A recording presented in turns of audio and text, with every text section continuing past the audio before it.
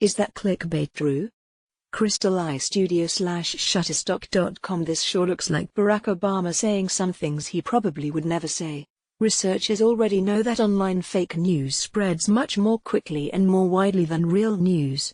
My research has similarly found that online posts with fake medical information get more views, comments and likes than those with accurate medical content. In an online world where viewers have limited attention and are saturated with content choices, it often appears as though fake information is more appealing or engaging to viewers. The problem is getting worse. By 2022, people in developed economies could be encountering more fake news than real information. This could bring about a phenomenon researchers have dubbed reality vertigo, in which computers can generate such convincing content that regular people may have a hard time figuring out what's true anymore. Machine learning algorithms, one type of AI, have been successful for decades fighting spam email, by analyzing messages text and determining how likely it is that a particular message is a real communication from an actual person, or a mass-distributed solicitation for pharmaceuticals or claim of a long-lost fortune. Building on this type of text analysis in spam fighting,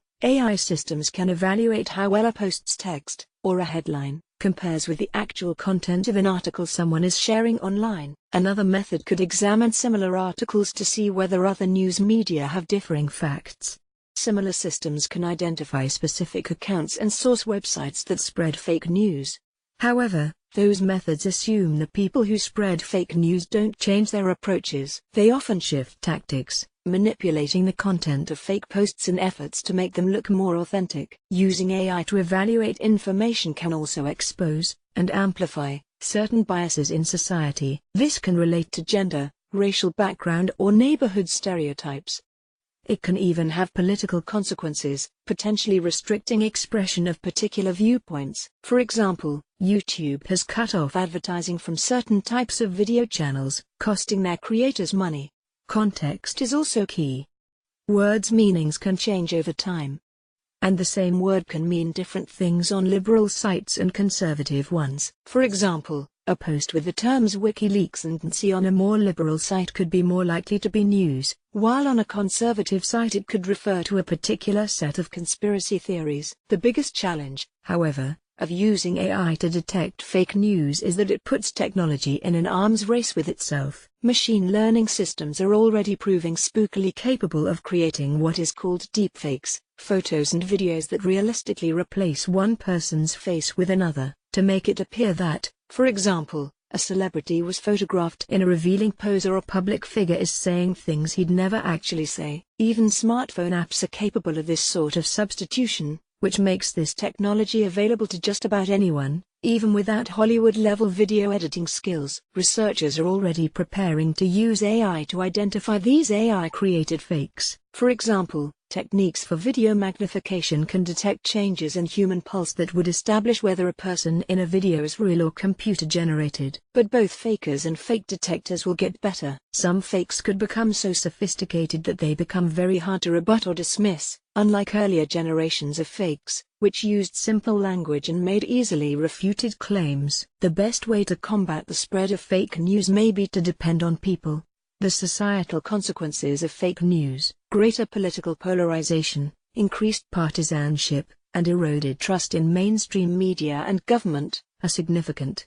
If more people knew the stakes were that high, they might be more wary of information, particularly if it is more emotionally based, because that's an effective way to get people's attention. When someone sees an enraging post, that person would do better to investigate the information, rather than sharing it immediately.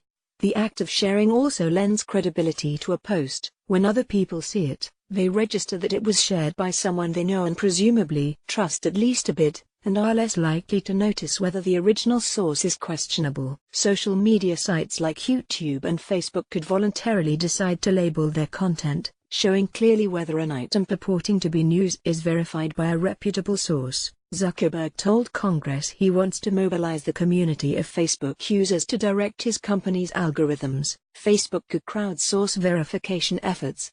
Wikipedia also offers a model of dedicated volunteers who track and verify information. Facebook could use its partnerships with news organizations and volunteers to train AI, continually tweaking the system to respond to propagandists' changes in topics and tactics.